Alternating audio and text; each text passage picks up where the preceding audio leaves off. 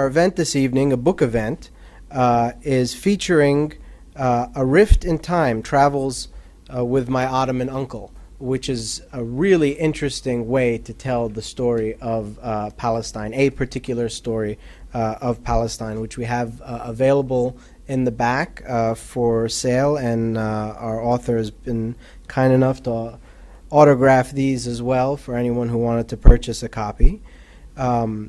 So I'm very happy to welcome Reza Shehadeh here, and he's the author of the highly praised memoir Strangers in the House, and the enormously acclaimed When the Bulbul Stopped Singing, which was made into a stage play.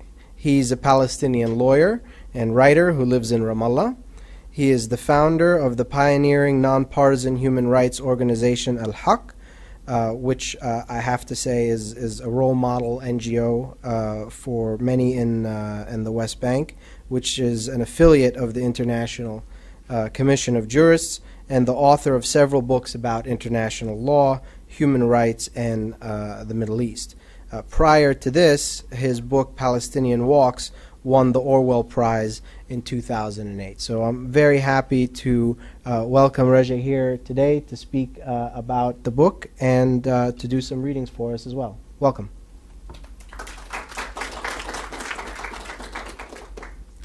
Thank you very much, and thank you all for coming.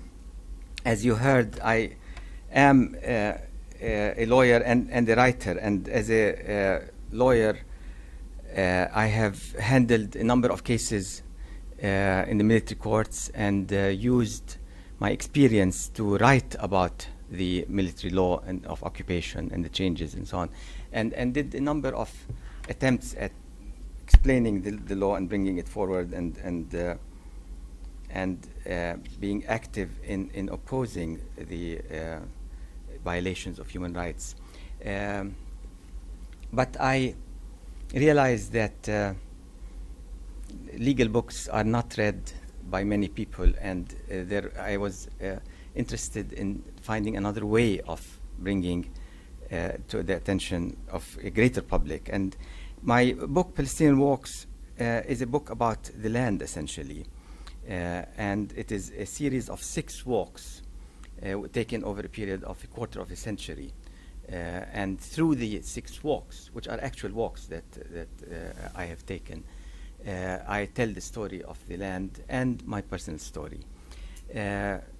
Palestinian Walks also has my interest, represents my interest in the relationship between landscape and human beings. And after finishing Palestinian Walks, I felt a bit confined to the West Bank and to the area, to the period of time after 1967.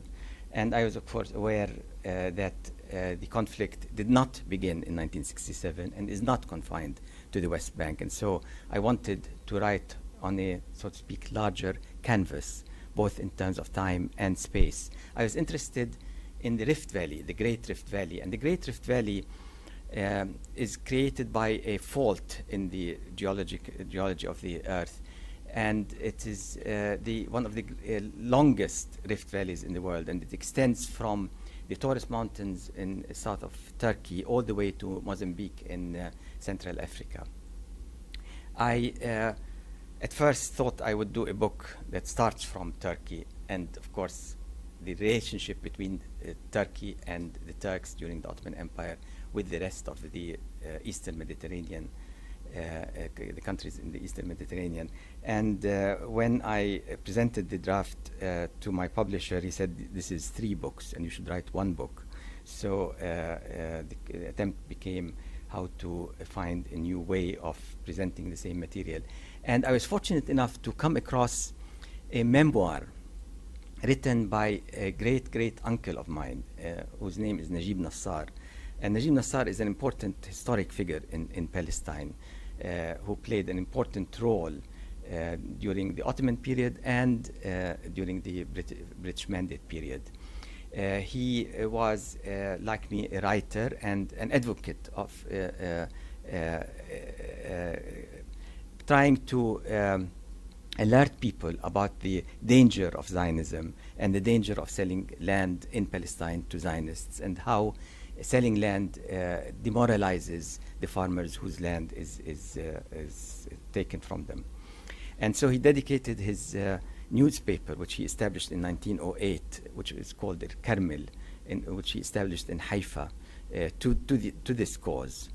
And like many people at that time, he considered himself an Ottoman. And he has one article in which he says, "I am Ottoman." So the nationalism that is now prevailing, where people are either Israelis or Palestinians or Lebanese or Syrians, it simply did not exist then. His family comes originally from a mountain village called Ain Anoub. And the family left Ain Anoub in the middle of the 19th century. And when they left from what is Lebanon now to what is Israel now, he did not have any sense that he was crossing any borders. With the start of the First World War, there was an attempt at recruiting him as a propagandist to the Axis powers. And his position was that the Ottomans should not join the war. And if they should join the war, they should not join it on the part of the Axis powers, because the British have the fleet, and Palestine is dependent on exports, on imports, and they could be starved if the borders are sealed. And so he did not want to support the war in any case, but as a result, he was accused of being a traitor, and he was pursued. A summons was made to call him to trial, and he thought at first that there's nothing to it. He has good relations with the Ottoman officials. He left his hometown of Haifa and went to Nazareth to meet with officials, and all the officials he met told him, this is a time of war. Times of war are very dangerous and uncertain times, and you should not at all give yourself up, because those who have given themselves up, many Arab leaders were put on military trial and eventually hanged. In fact, there's a place in Beirut, Martyr Square, which was called Martyr Square after the hangings that took place during that time. And so he went on the run. At first, he stayed in Nazareth, and then they kept after him, searching from house to house, and he was advised to move away. He moved away to the Galilee Hills. He had many contacts. He went to various villages, and they gave him refuge. To Bedouin encampments, they gave him refuge, although it was very dangerous to do so. And then they pursued him further. He had to cross the River Jordan, which he did on horseback, without any consciousness that he was crossing any border. Went into what is now Jordan, and ended up going further and further into the wilderness, and living with a Bedouin tribe and working as a shepherd. And he describes this as the best period in his life. As I researched more the life of Najib, I realized many similarities between us. He liked agriculture as I do, and he liked people who are simple and who live closely to the land as I do. He's a writer. He had a cause that he advocated. So the similarities were many. And I will draw on this in some of the readings that I will do. Fortunately enough for me, he wrote a memoir of his great escape, which he published in the early 20s, during the period of the British Mandate. And this memoir describes in great detail where he went, whom he met, and how the conditions were. He does not describe the land, and I'm interested in descriptions of the land. And so for the description of the land at that time, I had to go to other sources. And one of my main sources was T.E. Lawrence, who has a wonderful eye and great ability to describe the land. Terrible politics, but a very articulate. And fortunately enough, I was in a second-hand bookstore and discovered an out-of-print book, which is a collection of T.E. Lawrence's letters. And amongst these were letters written to his mother, describing a walking trip that he took from Beirut all the way to Haifa in 1909. And along the way, he describes what he saw, where he stayed, the landscape, how the landscape changed, how he saw Palestine, which he doesn't think of very well. But he describes everything, and this description was extremely valuable for me as I was trying to reimagine the land as it existed. And so Rift in Time is a book that takes two journeys, both the journey of my great-great-grandfather during his great escape in between 1915 and 1918, and my journey in modern day when I left Ramallah and went to the various places where he escaped in order to see how the changes have been in these lands where he went. And so it took me to Lebanon, it took me to Jordan, it took me to northern Palestine, which is now Israel, and so on. And all the places that I describe are along the Great Rift Valley. And so it is a book about the Great Rift Valley, and there's another rift, which is a rift in time, because between the two journeys is 100 years. I will read a few select pieces from here and there to give you a sense of the book, and then, of course, there will be a chance to ask questions. The beginning and how I got into Najib, I will not read, but I must tell you that as I was growing up, Najib was not thought of and spoken of as a great hero. I heard very few things about him mainly from my grandmother, so I didn't grow up with Najib as a great hero, because he ended up rather miserable and not having made much money, whereas all his brothers and siblings were doing very well. The quest for Najib, the details of his life, and the route of his great escape that consumed me for the next 13 years was not an easy one. Most of Palestine's history, together with that of its people, is buried deep in the ground. To reconstruct the journey of my great-great-uncle, I could not visit any of the houses where he and his family had lived in Haifa, his point of departure. This mixed community of Arabs and Jews has become an Israeli city, with most of its former Palestinian inhabitants scattered throughout the world. Najib died on 30 March 1948, just months before the Nakba catastrophe, the mass expulsion and dispossession of the Arabs of Palestine in 1948 upon the establishment of Israel.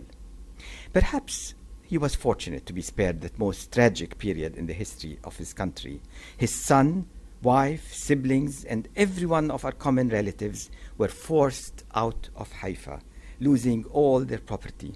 They did not realize that they would never be allowed to return to their homes, and so did not take their personal belongings with them. Furniture, books, manuscripts, memorabilia, family photographs, heirlooms, and even personal effects were left behind and never returned. Everything that belonged to them, everything that told their individual stories, was either stolen or seized and deposited in Israeli archives for use by Israeli researchers seeking to understand the history and character of the Arabs whom they were colonizing. A further difficulty was that many of the villages and encampments in which Najib found refuge had also been reduced to rubble, as I discovered when I went in search of them in the hills of the Galilee. I had to scan the terrain with an archaeologist's eye to determine where they had once stood. It was therefore a strange and yet a typically Palestinian quest. Strange because I had to rely heavily on my imagination and train myself to see what was not readily visible. Typical because the process I had to follow to uncover the history of a member of my family is similar to that followed by many Palestinians who had family in the part of mandatory Palestine that became Israel. I have been able to find only one official Israeli map where the Palestinian villages existing before 1948 are shown. Next to many of those appears the sinister Hebrew word, harus, destroyed. As an example of the difficulty in finding the places where Najib had taken refuge, I took a trip to the Galilee and used. I had difficulty finding the maps that indicated the. But thanks to Abu Sitte, now we have much better maps. I took the map and recorded on it the route of Najib, and went to that part of the Galilee where he had spent some time, and started from a most outstandingly beautiful place which has a Crusader castle called Belvoir, a very good name for a place like that. It overlooks a large area because it overlooks the Jordanian side, it overlooks the plains, the hills, and next to Belvoir, there was a Palestinian village called Kawkab al-Hawa, planet of the wind, which is a wonderful name for this village. And this was the only village in the area destroyed, but remnants of that village still existed. So you could identify that Kawkab al-Hawa stood there. And the remnants were surrounded by barbed wire, so at least I had a starting point. And of course, my thought as I looked at and examined the ruins of Kawkab al-Hawa were that the people who lived in Kawkab al-Hawa must have been living in a heavenly place, because it's so open and so wonderful and so lush, the surrounding lands. And of course, they have ended up, like many of the Palestinians in the Galilee, forced out into the Lebanon and ended up into the refugee camps in Lebanon. And so I was wondering, the people who had lived in this beautiful place, how their life has turned into life in the narrow alleys of the refugee camps in Lebanon. But as I was not so fortunate to find the other places mentioned in Najib's memoir where he took refuge, I looked down from Kawkab al-Hawa, and all I could see was a green field of barley and absolutely not a sign of any habitation or even cactus, because cactus was used as a kind of fence, natural fence.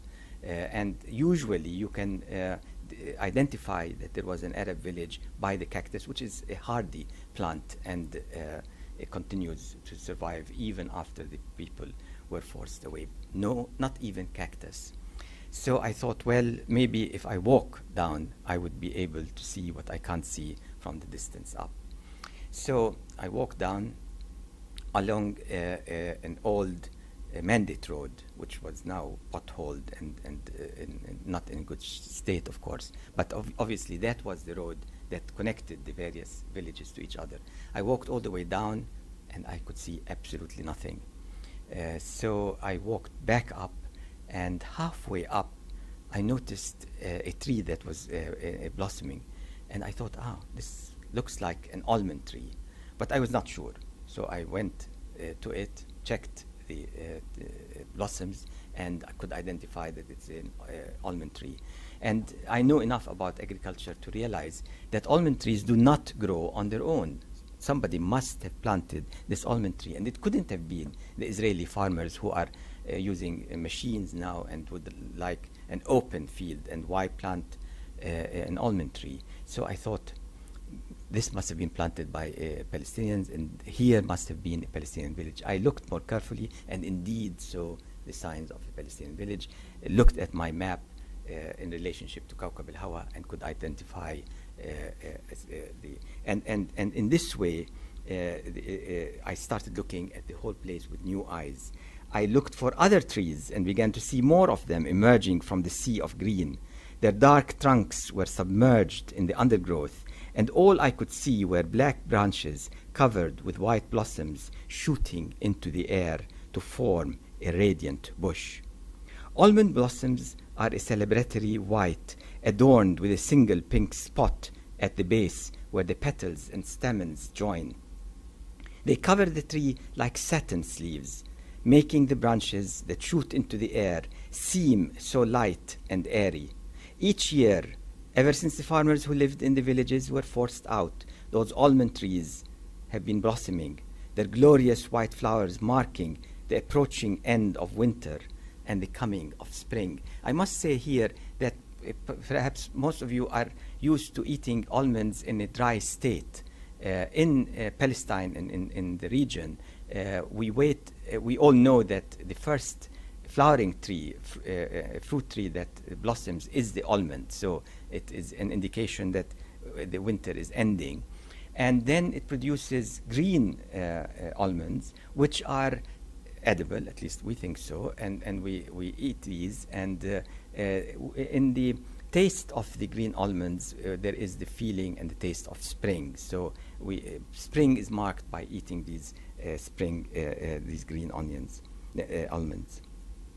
The wind blew, lifting up some of the petals, which then flew into the air. They clouded the area where the village had once stood, with a white mist, before gently falling over the green wheat, like snowflakes on a bright spring day, flimsy white dots on the green. When later in the year the blossoms turn into the green velvety fruit, there will be no one to pick them and taste the intense flavor of springtime in their crunchy flesh. They will remain on the tree until they harden, and their skin turns into a black leathery sheath that will eventually fall to the ground to be picked up and crushed by the heavy machine plow.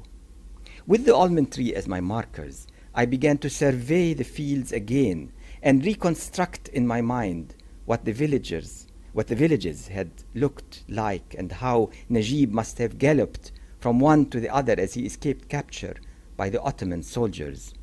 Many more trees must have been felled, just as human beings have been cleared, to leave open fields where machines could work unhindered at sowing and harvesting the wheat.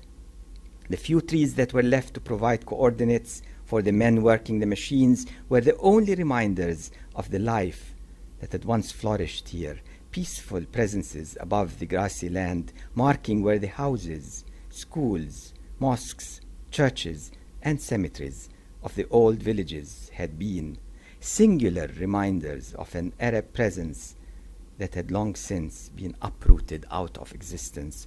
When I looked at the open green fields spread on both sides of my path, I could see more almond trees that I had failed to notice before I recognized their significance. They now provided me with a matrix of the possible locations of the destroyed villages. There to the west, Kufra must have stood, and nearby to the south, Bire, Dana, and Tire. With the possible location of the Arab villages, the old features of this cemetery of a land began to emerge, illuminated by the white blossoms of the almond trees, marked by the petals that slowly glided down to the ground around them in utter, hushed silence. My attempt in this book was to evoke the land and to reimagine it. And I must say that in the course of writing the book, I found that my view of the land changed, and I found out something I think which is very important, which is that there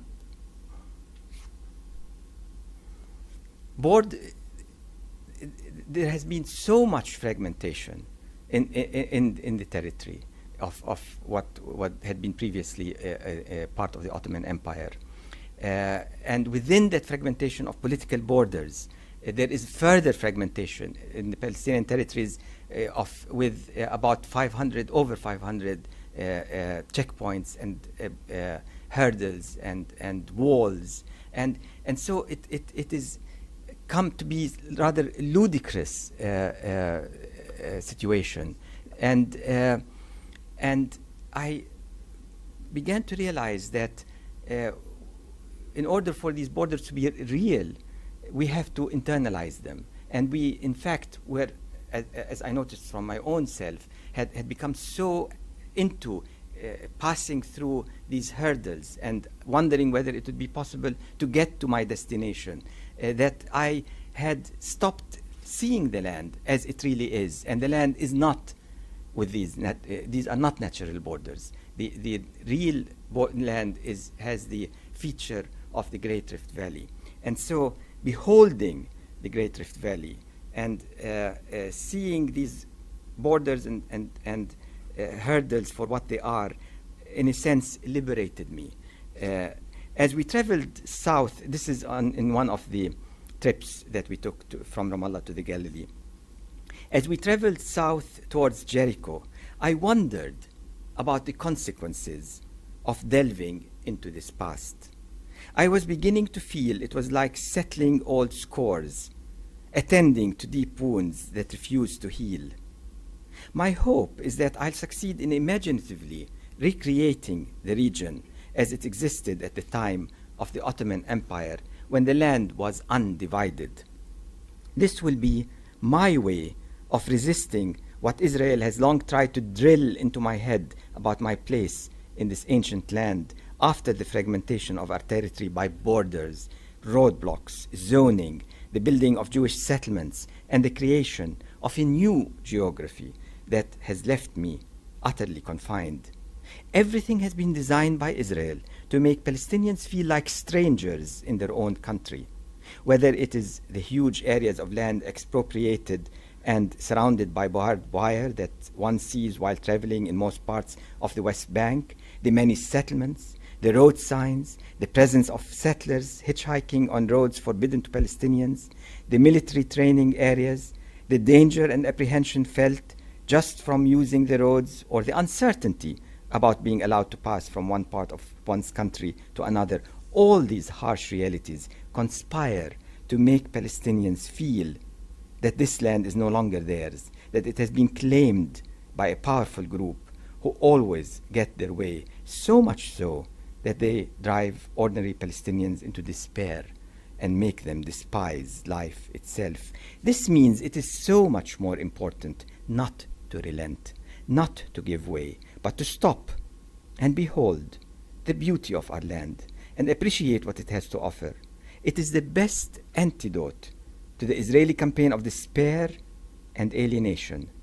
This is why, even though it would delay our arrival, we decided to stop by the side of the road whenever we felt like it and examine the wildflowers in their beauty, the bugloss, the poppies, cyclamen, and hollyhocks.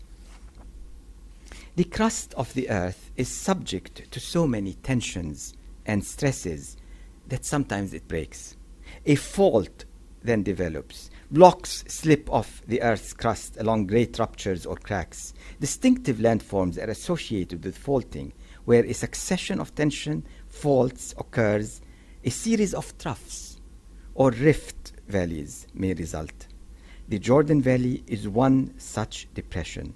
Driving further down into the Rift Valley, we decided to park the car by the side of the road and observe the markers which characterize this amazing geological feature, one of the longest faults on the surface of our planet. Looking north along the road leading to the valley, it is possible to see hills with strata that had once been parallel to the ground, now pointing downwards, providing visual proof of how the land collapsed into itself when this great fault was formed. To my right, as we stood by the road, was the Dead Sea, which lies like a basin, bordered on either side by sharply cut cliffs and mountains. It is both mysterious and seductive, poetic and lethal, alluring yet treacherous, with many superstitions and fears associated with it. It was once thought to exude noxious fumes that would kill anyone who got too close, and many perished trying to survey and sail it. The Jordan River is a curious river. It's one of three major rivers in that area. So there's the Euphrates, and there's the Jordan, and there's the Nile. Now, the Euphrates was the site or the basin for a great civilization, with Baghdad established by the river. The Nile had Cairo, established by the river, and other cities, but a great civilization as well. no civilization and no major city was established by the Jordan River. And part of the reason is that the Jordan River is a very unruly river. It keeps changing its course. It's a very fast river. And now, because of the extensive diversion of the waters of the river, it almost dries up completely at the end of summer. And so this river, which is now considered a border point, and crossing the river is a big deal, which takes the whole day, is hardly a river. It's almost like a creek. And when Najib crossed it, he in order to go to the other side as part of his escape, he did so on horseback, without any consciousness that he was going from one country to another. The sea shimmered so peacefully in the morning sun. I felt a strong desire to follow the Great Fall, traveling through the Rift Valley, starting north in the Syrian plains, through Lake Qar'un in Lebanon, and down to the Dead Sea and Lake Tiberias, examining how it developed from geological pressures on the tectonic plates far below the surface of the earth. Regardless of Palestine and Israel, British colonialism, and the geopolitical realities, I still want to travel through this valley, imagining it as it had once been, all one unit, undivided by present-day borders. But until the political problems of this region are resolved, a prospect unlikely in my lifetime, a trip like this will not be possible. For now, all I could manage, after crossing 4 of the 5 checkpoints along my way to the Galilee, was to take a moment to contemplate the view in my unceasing attempts to assert my freedom. On a raised piece of ground on the hillside near the entrance to the bridge terminal, Israeli officials had used small stones to mark out the Star of David and nearby the insignia of the Israeli police, attempting to claim the land by adorning it with the symbols of their state. Like the seal stamped on our documents, this was just another way of indicating that the area was no longer considered occupied territory. It has been annexed de facto to Israel and placed under the jurisdiction of its ports authority. Driving from Ramallah, we had passed numerous other borders, borders within borders within borders.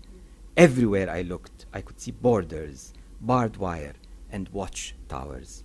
The best antidote to the claustrophobia we Palestinians feel while attempting to cross the many borders Israel has created is to focus our attention on the physical expanse of the land.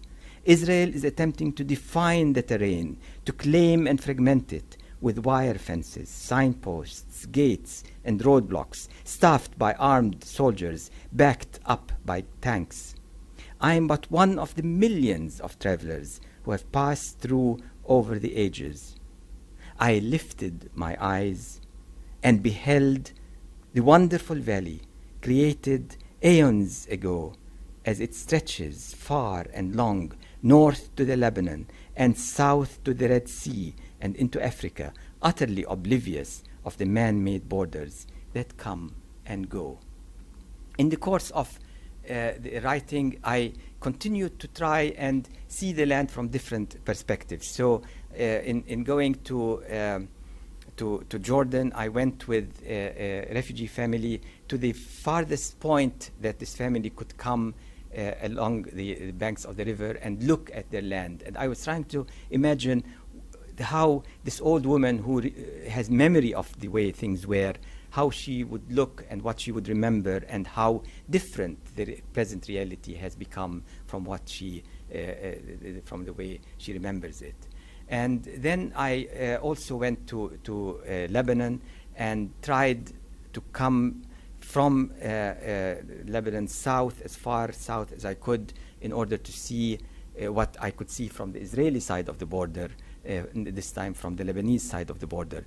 And it was there that I had the experience at a lake called Lake Qar'un, an experience of how the new geography had been completely internalized in my mind, and how much I needed to work to liberate myself from that new geography, because the new geography meant that I was beginning to take as natural and normal, the fact that rather than travel north from the Galilee all the way to Lebanon in a matter of very few hours, I had to go first south and then east and then north and cross several borders, take many permits, many visas, taking a long time that took me 2 days when the trip could have happened in a matter of a few hours. And this is how I felt when we got to Lake Qar'oun in Lebanon. When we got to Lake Qar'oun in the Rift Valley, I was overcome by an overwhelming sense of melancholy.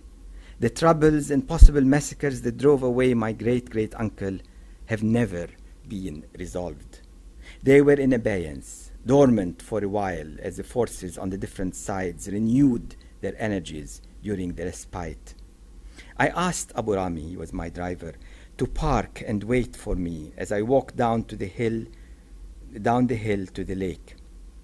There was only one single motorboat on it and a few abandoned houses along the path. There wasn't a soul in sight. I wanted to touch the water of one of the few lakes in the region that wasn't in Israeli hands. When I got to the shore, I stooped down and tried to listen, letting my fingers relax in the cold water. Except for the faint hum of the distant boat, there were no other sounds. The water hardly moved. After a short pause, I stood up and looked eastward. The snow of the summit of Jabal Sheikh, Mount Hermon, at the Israeli-occupied Golan Heights hung like clouds in the blue sky. As I stood by the lake, I had to struggle to convince myself that what I saw on my left was indeed Jabal Sheikh, that a drive of 1 hour would take me across the Golan Heights, Syrian territory under the Israeli occupation since 1967, and that from there it is but a short distance to the Galilee, the arena of Najib's escape, and then home to Ramallah in another 2 hours. During Najib's time, none of these borders existed. He traveled with an entirely different sense of a landscape than the one that has since become fixed in my mind and my contemporaries by years of distorted history, colonization, and nationalism. I found I had to make an effort to distinguish between what is physically possible and what is practically impossible. The political fragmentation has made these lands unbridgeable. As I stood looking at the site familiar to me from the Israeli side of the border, I realized that a new map of the Middle East had truly been created, and that much as I tried to free myself, I remain trapped. I was doing my reimagining of the land at a time when there seemed to be utter despair. And I was very fond of something that Brian Eno has said, which I quote in the beginning of the book. Human beings are capable of the unique trick, creating realities by first imagining them, by experiencing them in their minds. The active imagining somehow makes it real. And what is possible in the art becomes thinkable in life.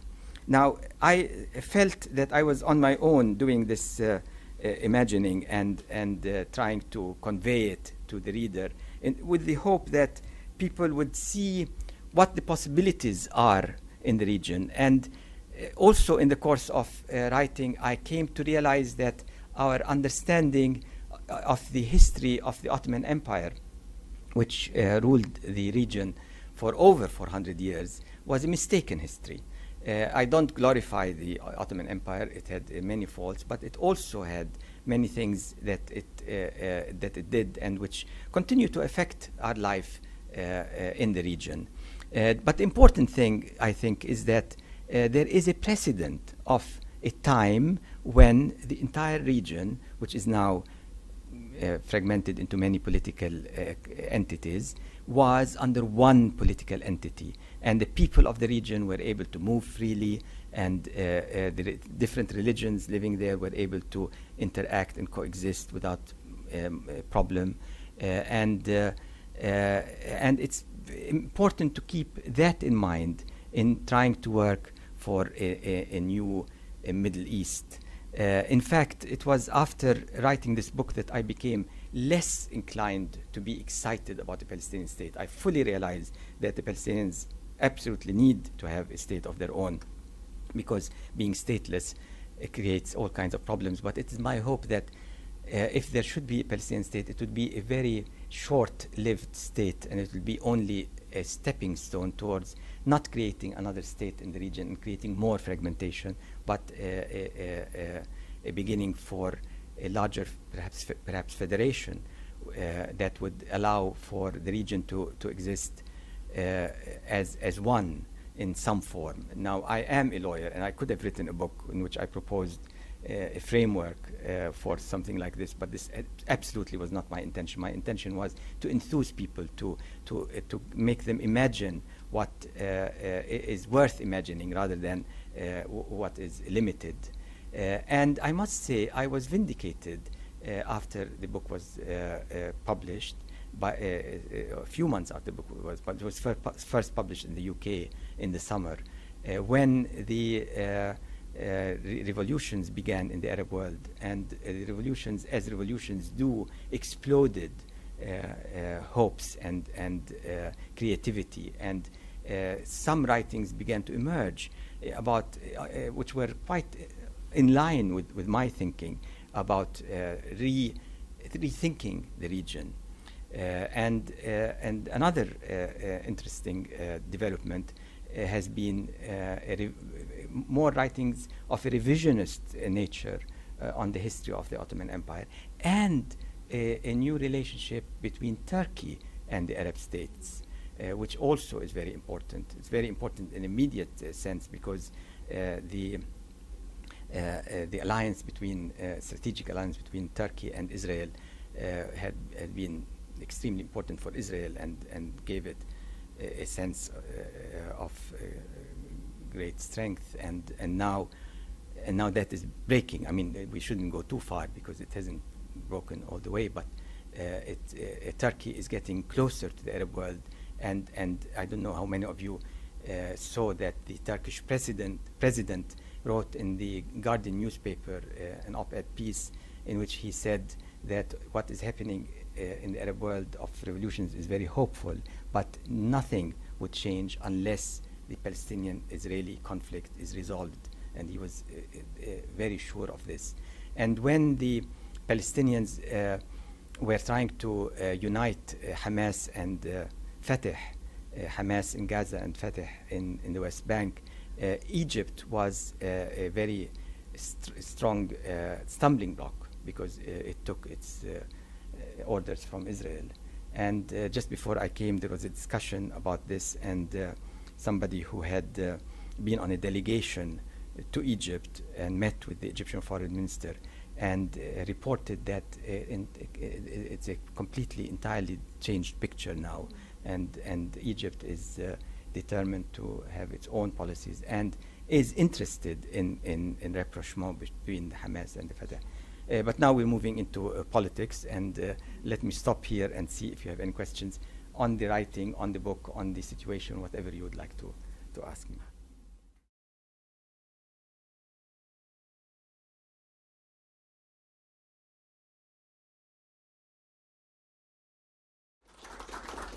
Thank you very, very much. We're going to take Q&A at this point. Just wait for the microphone to come around if you do have a question. And also, this is the time when those watching on the live webcast, if you have questions, send them in through the chat roll or through Facebook, or tag us on Twitter at Palestine Center, and we'll try to address your question to our author. So, any questions?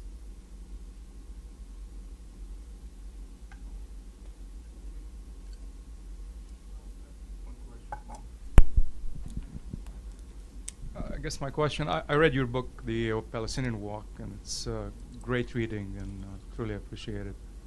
And of course, I appreciate all your efforts throughout your professional career towards betterment of Palestinian human. But I guess my question, with the developments of the subdivisions, not necessarily just the settlements, but also on the Arab side, and that's changing the landscape as much, maybe not as with the highways, but still. What's your thought? I mean, is that? Do you have any thoughts on that? Yes, I do. The fact of the matter is that the Israeli policy, which is not a new policy, has been based on the objective of encouraging Palestinians to leave the West Bank. And until they do, they will be confined in areas, habitation centers, out of which they cannot grow and develop and build. And this is exactly the same policy that they used in the areas of 1948.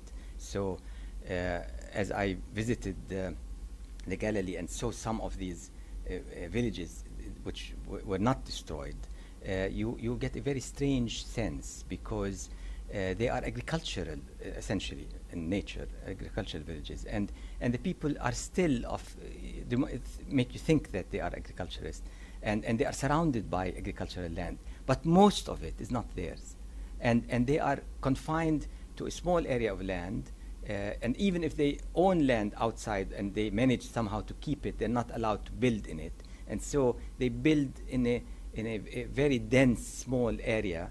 And they build in a way that is not at all typical of the buildings in villages, because villagers usually like to have a house with a garden naturally. And in this case, you find high-rise, not high-rise, but several floors. And so they begin to look artificial. It's as though they are the artificial ones, and the Jewish ones, which are more expansive and have more land and so on, are more natural. Although there's another problem with the Israelis, because they try to look European. But I'm mentioning this because now more and more the villages in the West Bank are beginning to have that sense as well. And I remember when I was working on the land use planning and trying to oppose these plans for land use, town plans and zoning, I would say you have a plan which is supposed to serve for a period of 40 years, and you have delineated the borders of this village along the existing buildings. Now, in 40 years, obviously, the population will grow. Where will these people go? And this nasty man who was called Shlomo Meskovich, who was a settler himself, said, let them go up, let them build up. And I thought, how ludicrous.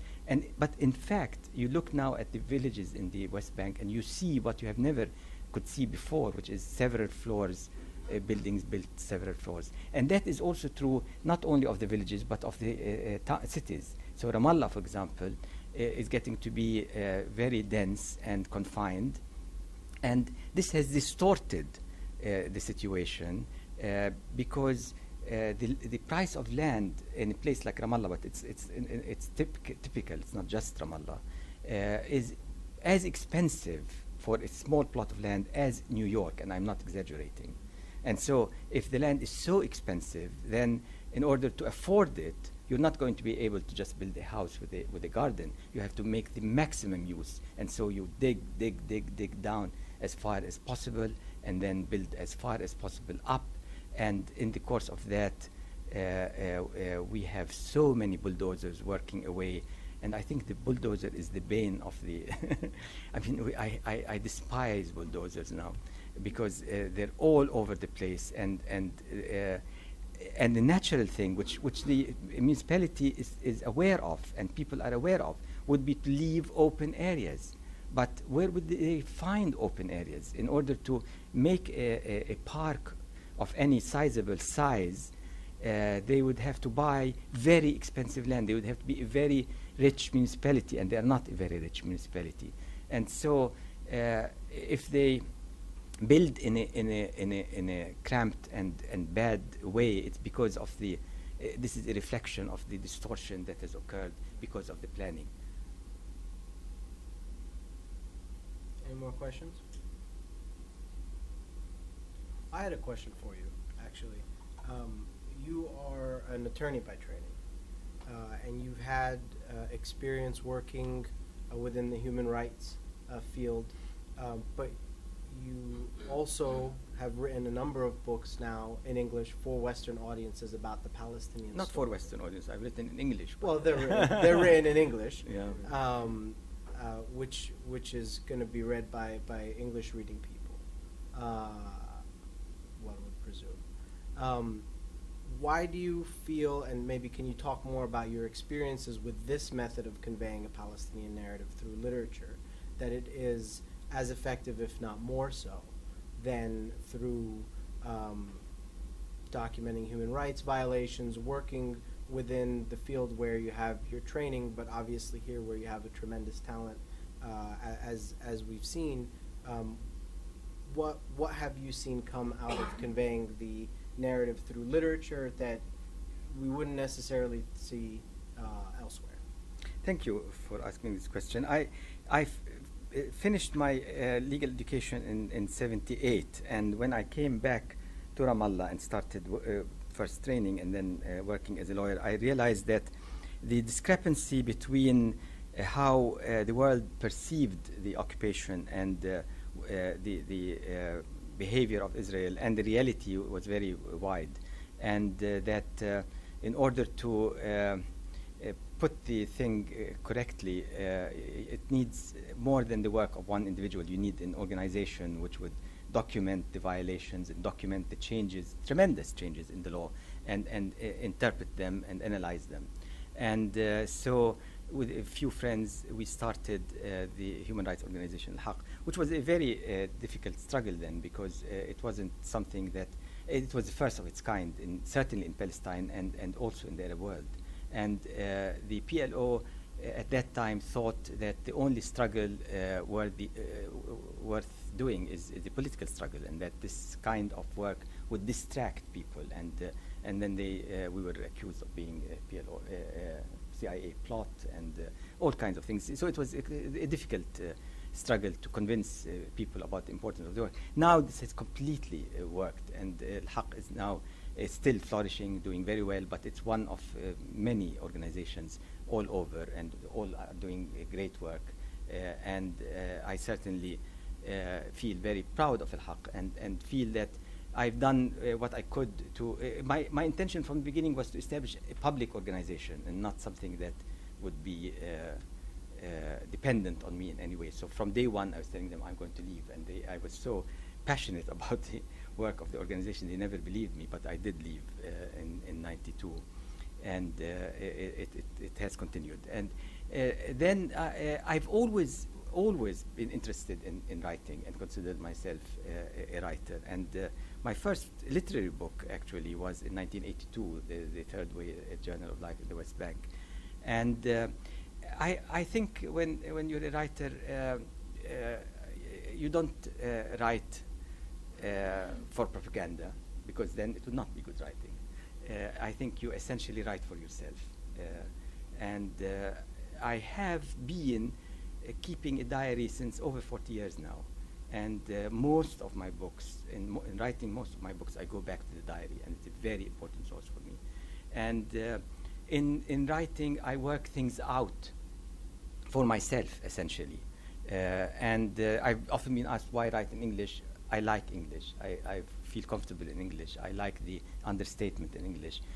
But then it's not an issue anymore, because in my case, I've become successful enough that my books are translated.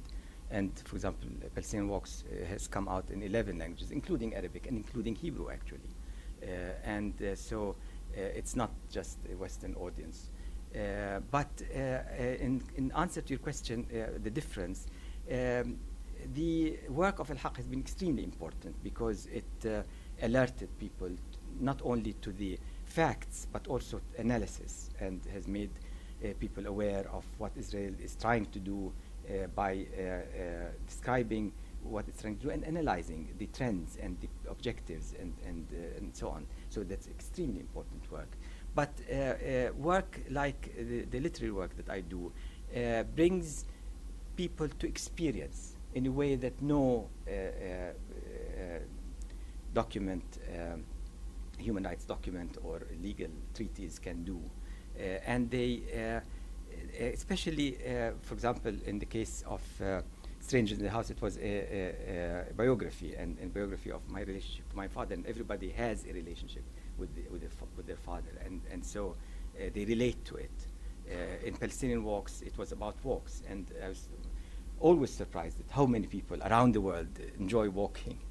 Or if they don't enjoy walking, they would like to think of themselves as doing walks. And so vicariously, they sit there and read this, about the walks, and they get carried away with the walk, and feel and experience the land and imagine it. And that's a much better way at conveying than something that doesn't evoke one's feelings and experiences. And likewise, in this book, I've tried to draw the reader into these two journeys and make them understand. I also have been gratified at how many people have said they've learned things from the book. But again, you can learn facts and forget them the next minute. But if you experience and it becomes part of your imagination, then you don't forget it. Then you get a different relationship to it. And I've been quite gratified by how many people said. Now, how exactly, what do they mean exactly? What they exactly understood is another matter. You know, books are a strange thing because it's a personal relationship between the reader and the book, and sometimes readers feel inclined and enthusiastic enough to write to me or to tell me how they felt. But in most cases, it's a personal relationship between the reader and it's a very peculiar relationship and a very important one. So it's a rather lonely business. Well, Raja, thank you very much. Thank you. Thank you.